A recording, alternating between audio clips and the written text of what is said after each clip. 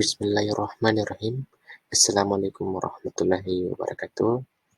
Kali ini saya Muhammad Alimka akan memberikan pengantar materi tentang jaringan 5G dan apa-apa yang perlu Bapak Ibu sekalian ketahui tentang jaringan 5G ini. Yang pertama, dalam slide ini ada beberapa hal yang saya bahas. Yang pertama tentang 5G itu sendiri, kemudian 5G dahulu dan sekarang, jaringan seluler dan teknologi 5G, adopsi teknologi 5G di dunia, dan manfaat teknologi 5G. Ini sedikit tentang teknologi 5G, bahwa 5G ini adalah teknologi nirkabel generasi kelima, sesuai dengan namanya 5 artinya generasi kelima. Teknologi ini menggunakan pita frekuensi lebih tinggi untuk mendukung koneksi yang cepat, latensi lebih rendah, dan perangkat lebih banyak. Dan di Indonesia sendiri masih berlaku jaringan 4G, bahkan ada beberapa daerah sudah menggunakan jaringan 4.5 atau 4,5. Namun tidak semuanya rata di penjuru Indonesia. Kemudian bedanya teknologi 5G ini dengan yang akan diterapkan sebagai teknologi 5G, bahwa kecepatan tertingginya itu sampai pada 200 Mbps. Akan tetapi dengan teknologi jaringan 5G ini itu bisa mencapai atau melampaui 1 Gbps. Artinya kalau kita mendownload file dengan besaran file 1 giga, maka kurang lebih ada 5 detik yang kita gunakan waktu. Akan tetapi dengan teknologi 5G ini, itu secara langsung dapat langsung terdownload. Kemudian latensinya ini 20 hingga 30 milidetik, sedangkan teknologi 5G ini latensinya kurang dari 10 milidetik.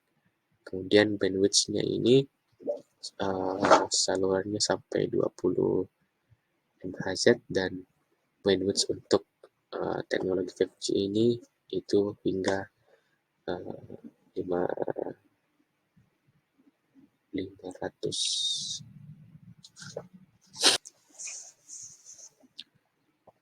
Berikut perkembangan jaringan seluler dan teknologi 5G dari masa ke masa, dari 1G sampai 5G.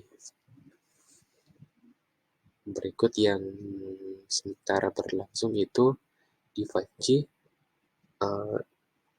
dengan adanya SMS, MMS, akses internet, video, dan seterusnya.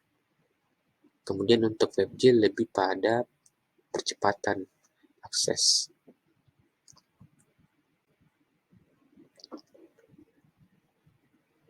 Di dunia per Januari 2021 itu ada beberapa negara yang sudah menerapkan teknologi 5G ini, dan tentu rata-rata negara maju itu telah menerapkan jaringan ini. Apakah 5G lebih baik dari LTE? Masa depan ada pada 5G. Tidak seperti LTE yang hanya menggunakan pita frekuensi lebih rendah. 5G ini menggunakan frekuensi lebih tinggi yang menghasilkan bandwidth yang lebih besar, seperti yang saya jelaskan sebelumnya. Kemudian, apa sih manfaat dari teknologi jaringan 5G ini? Yang pertama, otomasi ditingkatkan. Kedua, analitik big data. Dan yang ketiga, pengalaman komunikasi lebih kaya. Tentu tiga ini itu bermanfaat sekali dengan kepentingan bisnis, dan tentu memberdayakan perusahaan-perusahaan kecil dalam aksesnya ke internet. Untuk sehari-hari ada rumah dan kota lebih pintar, tentu akses makin cepat, kemudian keperluan-keperluan semakin mudah didapat. Ada juga mobil tanpa pengemudi, di mana kendaraan otonom akan lebih mampu mendeteksi bahaya, berkomunikasi dengan mobil lain, berinteraksi dengan lampu pintar, dan mengikuti peta.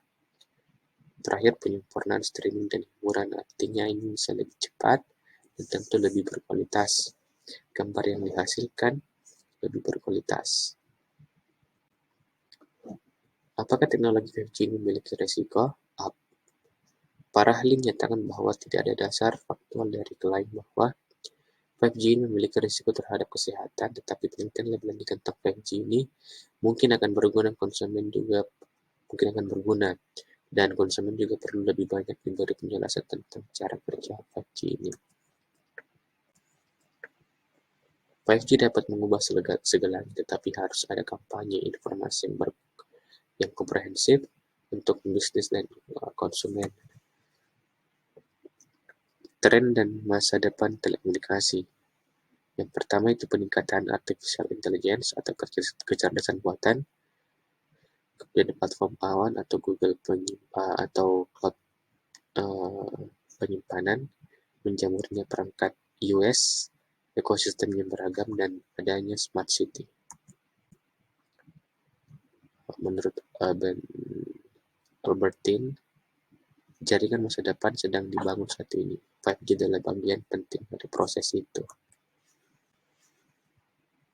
Ada pertanyaan, kita bisa sharing, dan terima kasih untuk kesempatannya.